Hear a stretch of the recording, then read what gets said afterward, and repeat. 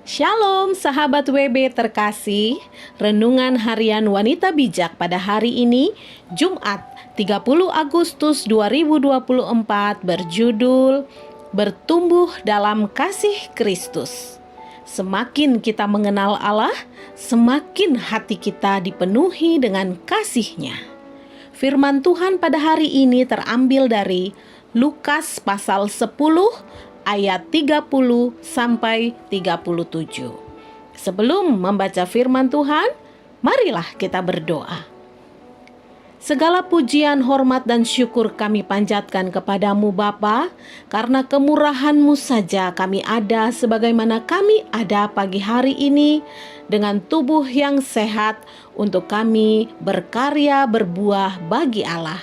Biarlah perenungan firman-Mu pagi ini membuat kami bertumbuh dalam kasih-Mu, sehingga kami dimampukan untuk melakukan perbuatan-perbuatan kasih yang nyata bagi sesama kami. Kemuliaan hanya bagi-Mu Bapa.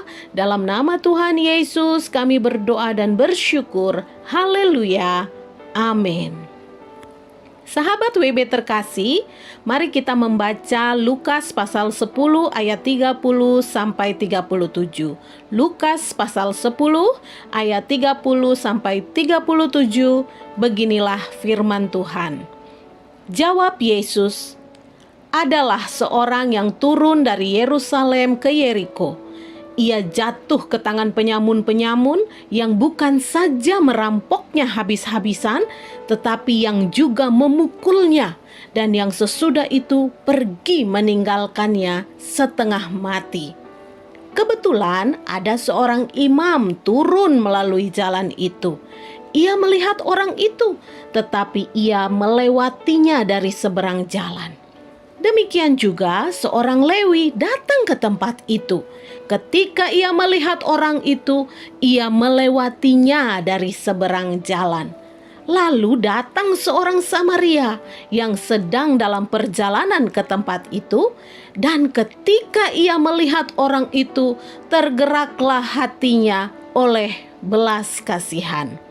Ia pergi kepadanya, lalu membalut luka-lukanya, sesudah ia menyiraminya dengan minyak dan anggur.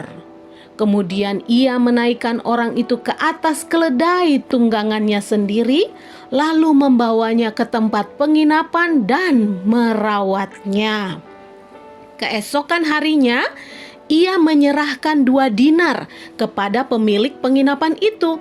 Katanya, "Rawatlah dia, dan jika kau belanjakan lebih dari ini, aku akan menggantinya waktu aku kembali."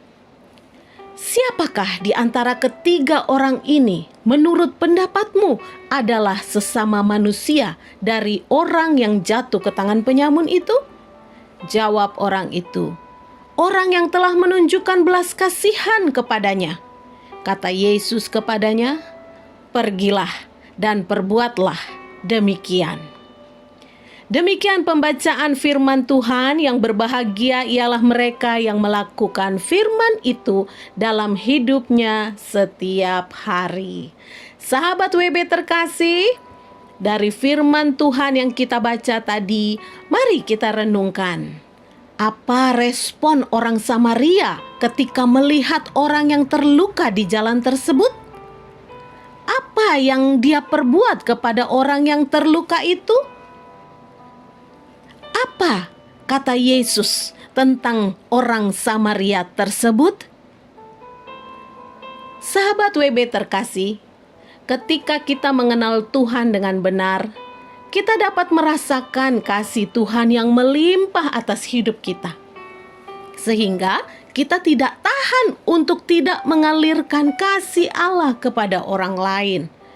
Seperti orang Samaria ketika melihat orang yang terluka di jalan. Hatinya tergerak untuk menolongnya.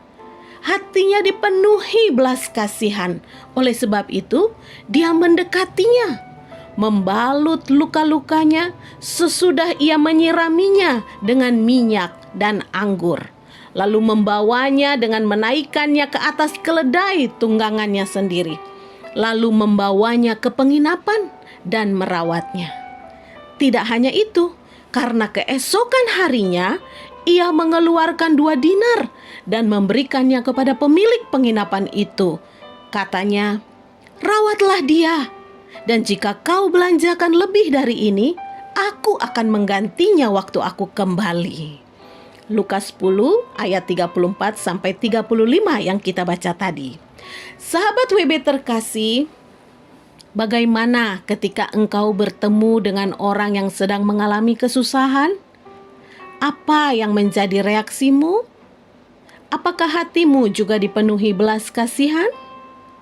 Jika hatimu biasa-biasa saja ketika melihat orang yang sedang terluka seperti seorang imam atau Lewi dalam perumpamaan yang Yesus berikan tadi, engkau belum mengenal Allah dengan benar.